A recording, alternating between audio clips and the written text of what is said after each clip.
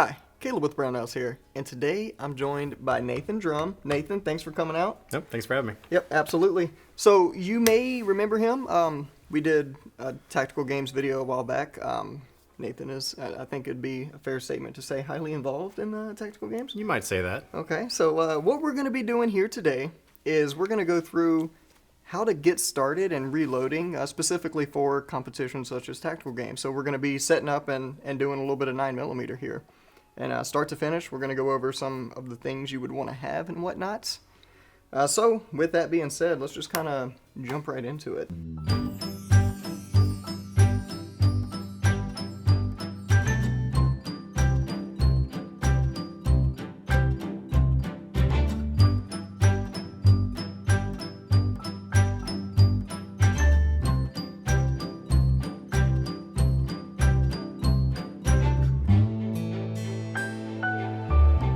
So when you start reloading, you might not want to go ahead and bite off more than you can chew. So what we're looking at here is just a entry level style. So there's different companies, there's different products you can use, but what you see here is really just a good starting step to see if you want to like it. So if you don't invest too much money. Working across, so we have some Hornady. Was it 115? Yep. 115 full metal jacket. So for plinking and competition, good inexpensive ammunition there. The Frankfurt Arsenal hand priming tool, the Lee die set. We got some good old Hodgdon powder, a case check to make sure we sized it properly. We have a funnel set. So yeah, completely optional. This is Yeah. this is more of a what we would call a Gucci funnel set, Aero 419, but you can get cheap plastic funnels. That's perfectly fine. I just, we had this just laying around, so threw it in there. And a lot of times when you get like a starter kit, so there's companies that actually produce a starter kit, they'll have all that in there. So when you have the funnel, it'll just give you your plastic funnel. So Right. Little tip on that, there's static electricity on there. Yes. And it's super annoying when you have that one kernel that's like circling the drain but never goes down. Yes. So you can take I've taken fabric softener sheets, or you've Okay. even used soap. Like I've tried different things, like rub a piece of soap and then wash it out and dry it. Okay. I've gotten the static electricity out. But Interesting. That's a fun little tip there. So fabric softener, like, not only does it make your funnel smell good, but it's static clean. static clean. All There right. you go. Yeah. Then we have a scale here. Yep, that is the I don't know if it gets more basic than just like a good old fashioned triple beam scale. Yep. So there, and then the electronic powder dispenser. So that actually will dispense the powder and weigh it for you at the same time. So it saves you a couple steps. Yeah, and it just like if you're watching this and you're like, man, that's a lot of stuff. This is optional, right? The triple beam is the most affordable option. This is also optional because it's definitely a more expensive way to go. Mm-hmm. So as we kind of go through the process and start loading, you'll kind of get a better idea of what you may want to go with. And with that being said, also, there's a ton of different options for this stuff. Like, you don't have to use the Redding press. You could use a turret press if you want to. You don't have to use Hornady bullets. You could, there's substitutions for all this stuff. So don't think you have to go out and buy the exact thing we're using. You can just buy its equivalent and you'll be just fine. Mm-hmm. Great points. So first things first, what we're going to do is we have to get our brass. And so with this, backwards. So the easy way to tell your dies, with a sizing die, you're going to have the decapping pin, right? So with your calibers, you're going to have different shell plates. So the different shell plates are typically going to be numbered, and those numbers are different from different manufacturers. So sometimes you have to go back and forth and see what number they particularly use. So find the one that's going to be 9mm, this one being 19. All right. And what I typically do is where I start is I will raise the ram and I'll run the die down till it stops, and that's a good starting point.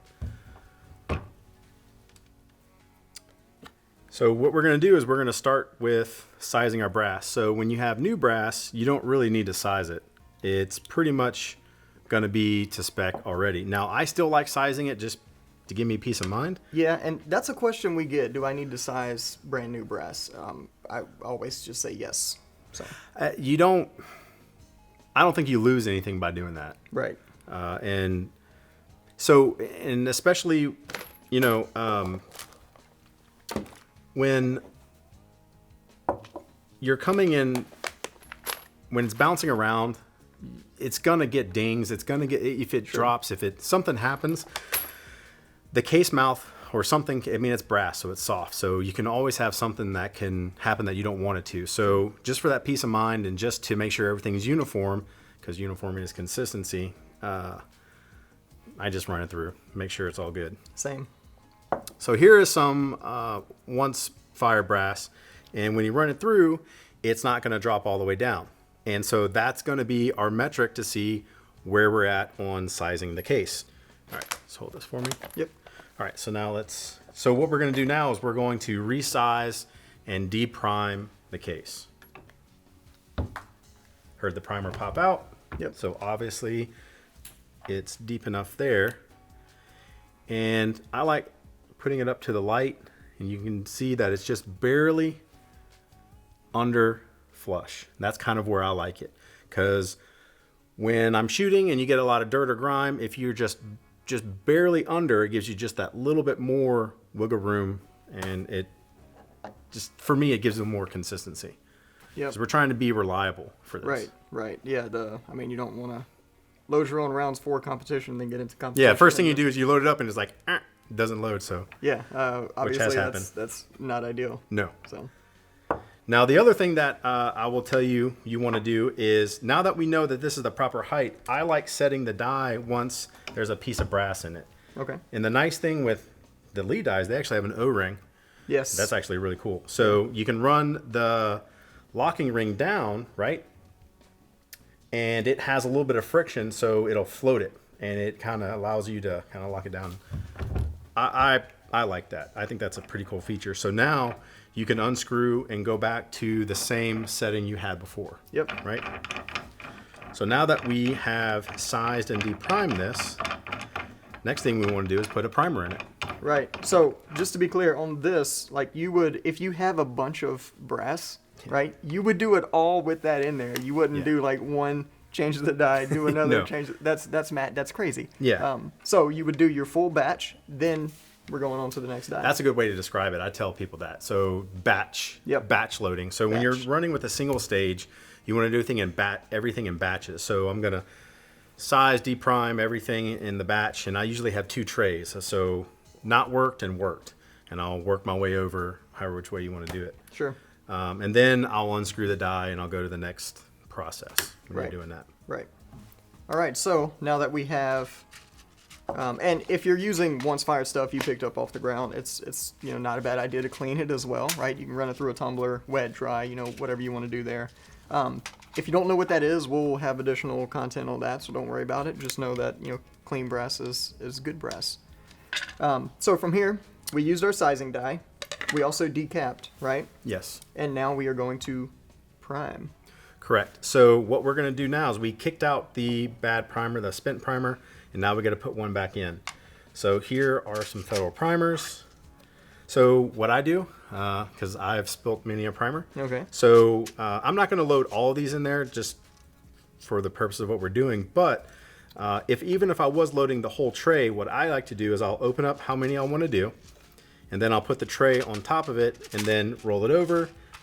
And Bob's your uncle. There's you got your primers. And they're not falling all over the place. Perfect. And Frankfurt was pretty smart because most companies have square trays. That being square, it'll fit.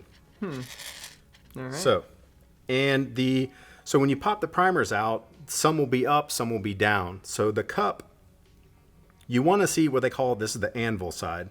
you want to see that side going up. And the way you do that is there's a rough texture on this finish, and when you twirl them around, it actually will flip them, right? And so now I flipped them the opposite way, but so you can flip them to where they're right side up. We're going to put our tray back on and slide it into our hand primer.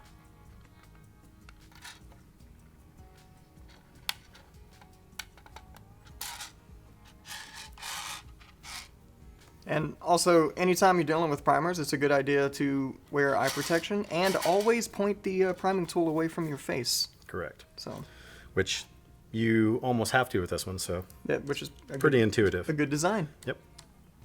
So just going to prime one, and now you can see we got the primer right there. We'll do another one on the new brass. That went in a lot easier just because of being new. Okay, so now we have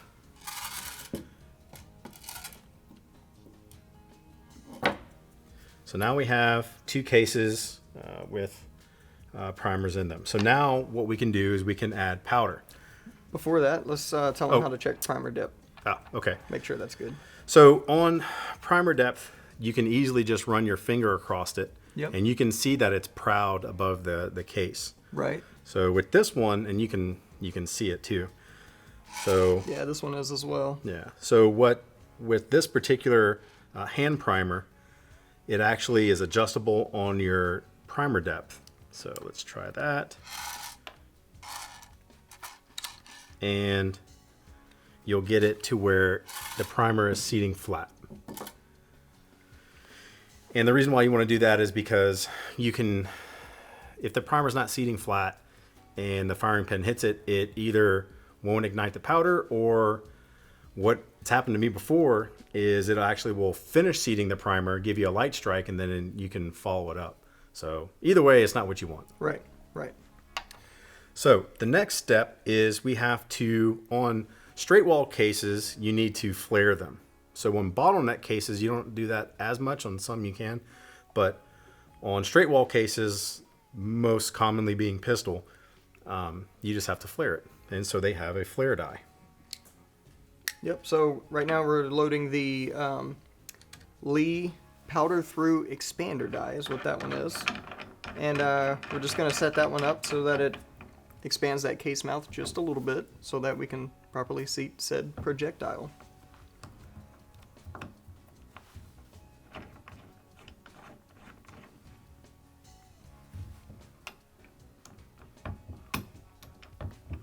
And so with this one, you're just kind of flaring that one by feel, or what was going on? Yeah, there? so what I was doing is I ran with the case. It's important for this, you're doing everything off of the case. So you want to have a piece of brass in the shell holder, and as you're turning the die down, you want to make contact. Which you can feel. That you can feel, yes. Yep. So you're going to have a hard stop when the die contacts the piece of brass. Then what I do is I'll just lightly lift the ram, or lower it rather, and then I'll turn the die down just slightly, because it's not going to take much. Right. We're not trying to balloon this out. We just want a slight taper, or I'm sorry, a slight opening to where we can just easily set the projectile on top. Because if you over flare it, then you're going to work that case lip and you can actually break the brass, or the brass won't last as long. Gotcha. So you're going to speed up the life cycle of the brass. So, and when you say like slightly adjust it, we're talking like maybe quarter turn? Not even a quarter turn. Okay. I mean, it might end up taking a quarter turn, but I usually take eighth real small adjustments. So I'll even turn it just a fraction of a turn when I'm trying to set it up, because I don't want to go over, because you can always add more, but you can start back over, but then you got to put the sizing die back on. Them, yeah. So for me, for time, I usually just go just a little turn at a time to see if I've made it. And so I can tell I'm not there yet. Yeah, so the bullet wasn't really seating in there very well. And just to be clear, you only have to set this thing up once. So That's this isn't correct. something you have to do for every single case. And you'll be able to see the sides of the mouth. It'll start to flare out.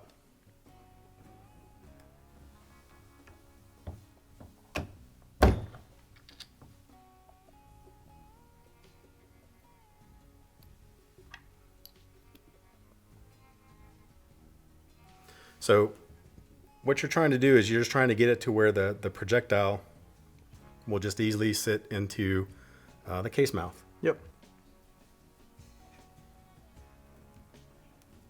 Set the lock ring. Here we go.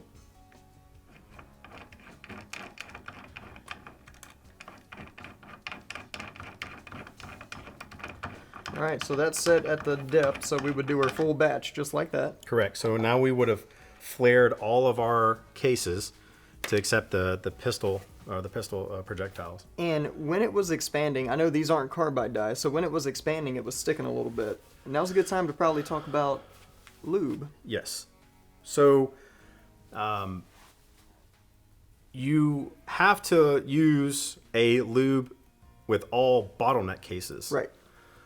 You can get away without using lube on some pistol dies. There's a type of die called a carbide die. And that die, you don't have to use lubricant. You still can, you just don't have to. You can get away with it. So if it's starting to stick like we just saw right there, that's a good time to take. And there's a bunch of different brands out there. I make my own using lanolin and alcohol. Yep. Because it leaves a minimal residue behind.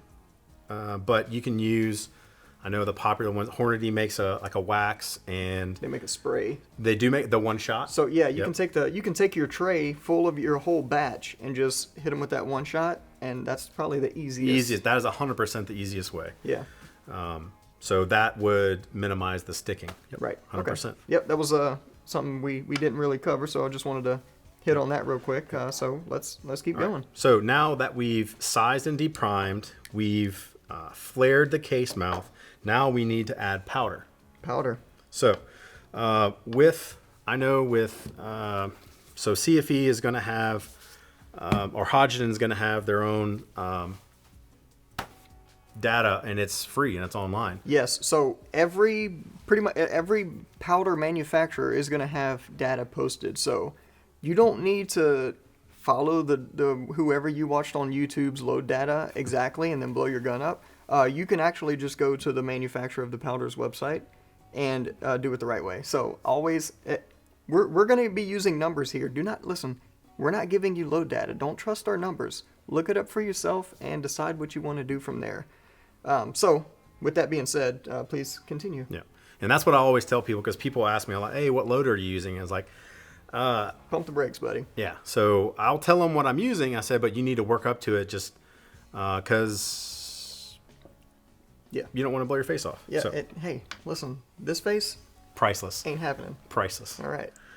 All right. So now what we're going to do is so when you have your powder, you can use the triple beam scale like you have here. And that's how I started. Or you can move up to just a standalone digital scale, or you can get that combo where you're using a powder dispenser and scale all in one. So I am going to use this scale. So when I'm going to take the case and I'm going to zero it out on the scale. So I have a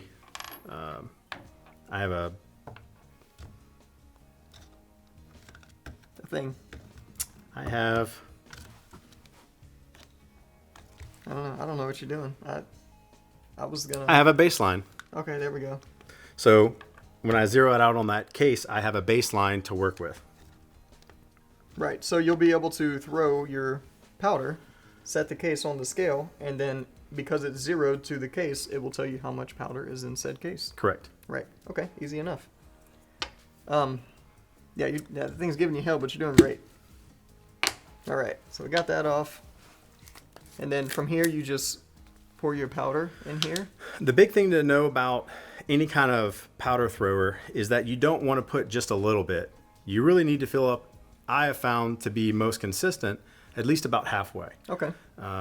So you have enough pressure, gravity, pushing down on, and make sure you're getting a consistent throw.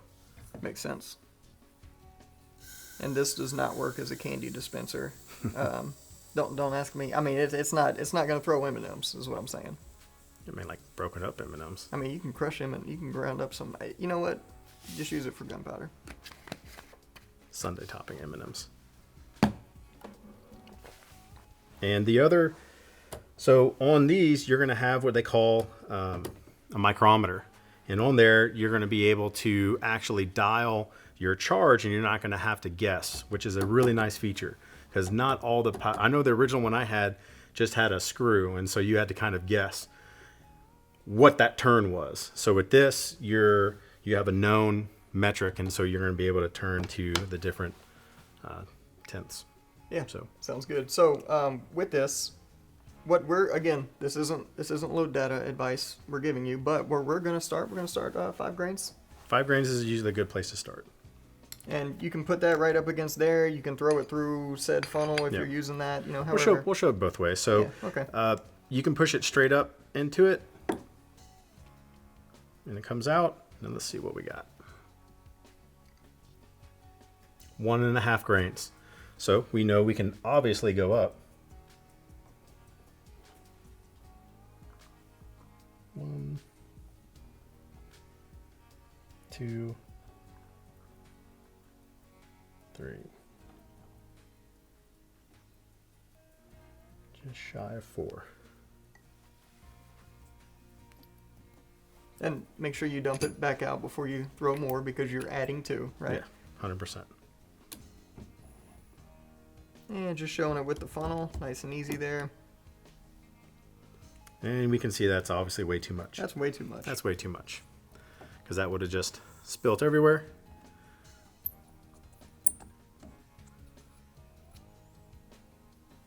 So we're going to turn this down.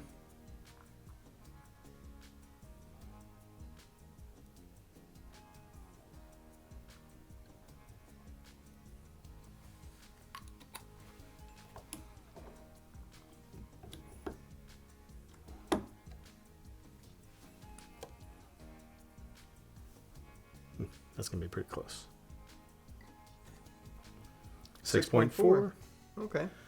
So just going to turn it down just slightly. Real quick here, because That's actually pretty close to a load. Yeah, so with this, it's 4.9 to 5.4.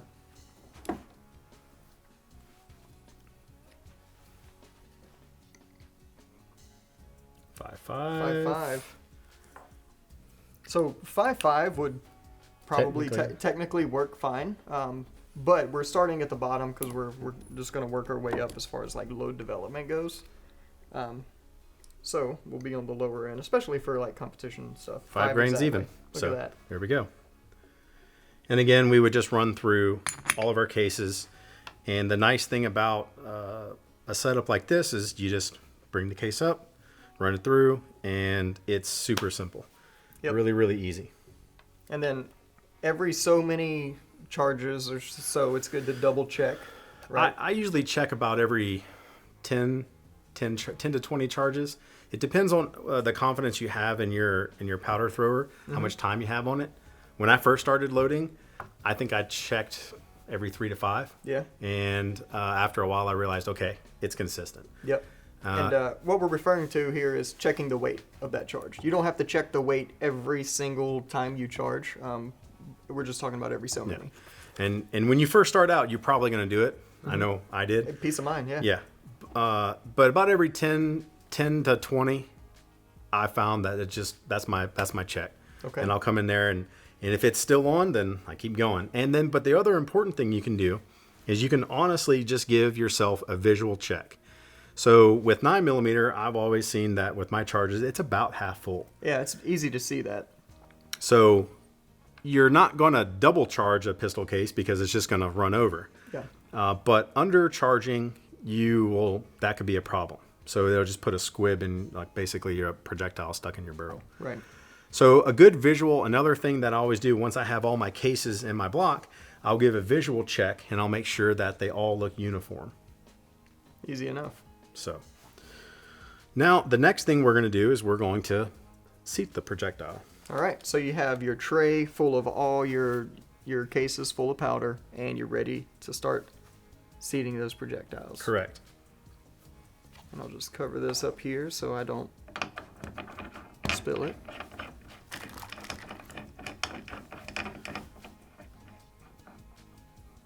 What I like to do is I like to back out the seating stem quite a bit, because I can, again, you can always add more, but once you seat the bullet too far, I mean, you can get the bullet back out. It's just kind of a pain in the butt. Yeah, you got to use a bullet puller, and it's a whole thing. Yeah.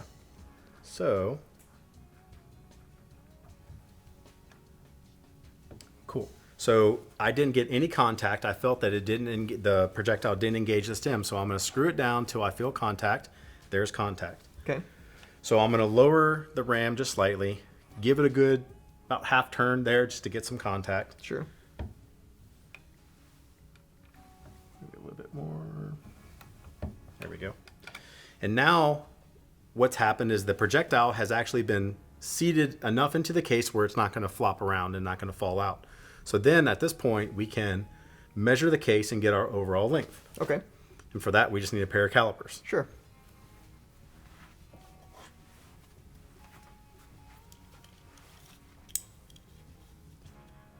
I think it was actually you who taught me how to use a pair of calipers back at when we were working together. Back in the day, Yeah. many moons ago. So this is at 1.210. So that's a little long. Typically where I'll load my full metal jackets are going to be around 1.140. Okay. Somewhere around there. You can get, that's going to be pretty close. So we know we need to come down just a little bit. If this was a micrometer adjustment and we had a known measurement, we could say, okay, I need to turn this down this many thousandths. But this one's going to be a kind of a guess your fate. Noticeable difference there. All right, so we went down about 30 thousandths. Okay. So we're going to come down just a little bit more.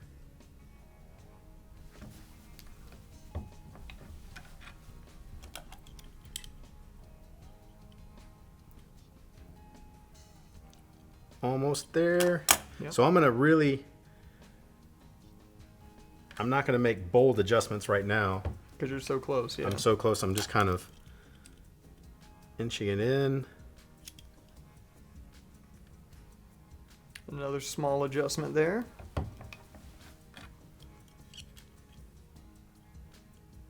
right, that'll work. So that's what we're looking for. So now that we have found our proper overall length, or OAL, we set our lock ring, so that's good, and we would run through a whole batch. Okay. Yep. Now, the next thing, because we flared this case, and plus on I don't like to speak in absolutes. Sure. But generally speaking, with handgun ammunition, whether it be semi-auto or especially with revolver, you're going to crimp it. Right. I'm trying to think of one where you wouldn't, but I can't think of one. Yeah, I pretty much like to crimp almost anything that's... I don't want to say anything. Most stuff that's magazine fed. Yes, that's fair. Any time that where you have aim, yes, I would say that's absolutely fair. Because as the gun's recoiling, the magazines, the ammunition's moving back and forth in that magazine, and it's doing stuff. Yeah. So I don't like speaking in absolutes, but I would say if you're using handgun ammunition or any kind of semi-automatic ammunition, we're gonna crimp. Yeah, semi-automatic is a big one too. Yeah. And for revolver, you definitely want to crimp. Yep. So with crimping, basically what you're doing is when you're running the case up into the crimp die, you're simply just trying to, the way it was explained to me is you just want to kiss that lip right there. You're just trying to roll it over.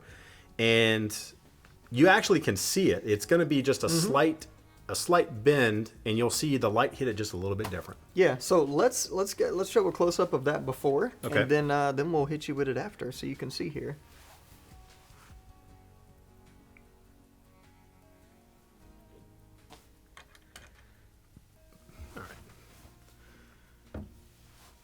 Again, I'm going to run it down till I feel contact.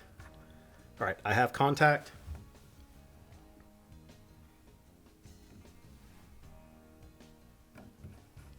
Or it's bottomed out. Die's too tall. You had set up for the 350. I did, yes. That's right. So I was, because I used this die previously on my 350 Legend. 350 Legend, similar diameter, but a much longer case. So we adjusting it for back down to 9mm.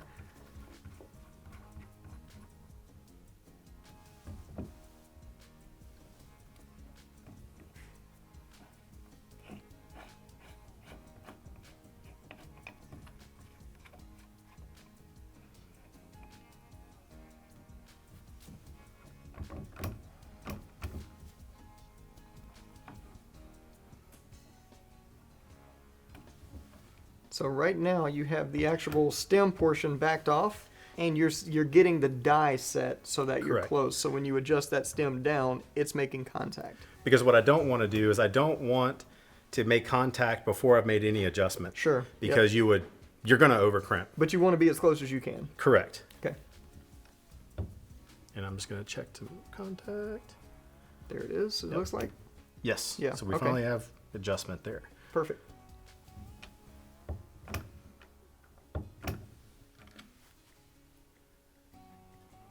Not much. So the other thing that I feel for is you're going to feel a sharp edge on the case, right?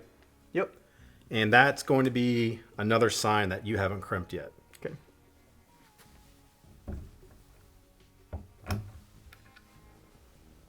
Okay, now I can definitely see that there's been some crimp made, Mm-hmm. Yep. and it's still a little sharp. So I am going to make a slightly more tighter adjustment there. There. So now we've made our crimp, and you can feel that it's a lot smoother right there. Yep. Now you can play with your firearm, and you can see how much crimp you're going to need, but that's how you get started. Okay. And you can just play around. And I have found that when you play around with the crimp, especially if you're making match ammunition, it actually can affect your accuracy. So Right. depending on how much crimp, too little, too much, will 100% affect your accuracy, and you can really dial it in. Yeah. Yeah. That's why there's all these crazy different crimp dies and stuff out there. And if you read about crimping on like competition forums, you will just get overwhelmed with information because there's a lot to it. Yeah, you're going to get way in the weeds and the minutia of everything. So Yeah. So, but with that being said, if your crimp looks like this for 9mm, then you're good to go. you're going to be okay. The other thing you can always do is you just measure your crimp. So you would get your measurement before, and then after, and you're going to see, typically I like to go about 1 to 3 thousandths crimp. No, not 1, that's too light. I usually try to go about 3 thousandths crimp. Okay. That's typically where I like to have on mine, and it gives me, that works for me. Okay. Yep. So- And again, with this, it's just you're just kind of feeling it and looking at it. But yeah, no, that's good. Good info there. Yep. So that's really down and dirty on how to get through it on a single stage, not spending too much money getting Yep. invested, just kind of dipping your feet in the water, wanting to see how to get started with reloading. And then once you start reloading, you can start researching different types of gear where you'd want to upgrade. And if you start shooting, I'm going to save money because the more I shoot, the more I save. Well, then you can start loading more and Yeah. work up to a turret press. Yep. You can work up to progressive presses. And if you really got wild, you can work up to automation and just have push a button and it'll start running the machine for you. Yeah. Yeah. It can. Listen, you can do some crazy stuff nowadays. All right. All it takes is time and money. Time and money. More And, money than time. how much is your time worth is also calculated into you saving with 100%. So for me, I reload for my wife and I for competition, Right. and so for me, I am willing to pay for my time. Mm-hmm. So that's why I went up to a more progressive style of reloading. Right. And so I'm doing multiple things every time I pull the handle. Right. And you currently are using the Dillon, right? Yes, I'm using a Dillon RL1100. All right, yeah. So if you want to see some more progressive type reloading stuff, not like progressive, but like progressive press type reloading. Progressive stuff. reloading. Progressive reloading, right? Yeah. Let's not. We're getting weird here, which is perfectly fine. But with that being said, and if you're watching this on like however you're consuming this current content, I'll try to link it down below. If not, you got some awesome videos on your channel. Some very informative stuff. Thank you. So on YouTube, that would be Drumstick 59 with 2 M's. Yes, Drumstick 59 with 2 M's, and that's the same thing as my Instagram handle. So Instagram and YouTube, same handle. Yep. I made it that way so people can be easier to follow across. Yeah. That's a good way to do it. So go check out that content.